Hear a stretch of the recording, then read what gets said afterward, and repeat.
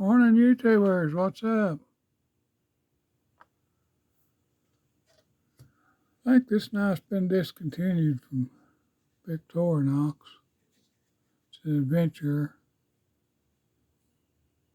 A little over 3-inch blade. What overall is on it? 7.5 inches.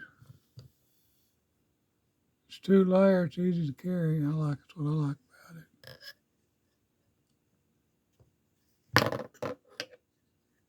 Screwdriver and a awl on the back.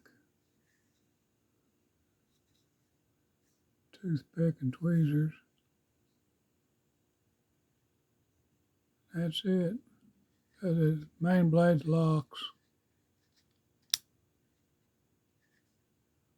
It's a pocket full, 111 millimeter.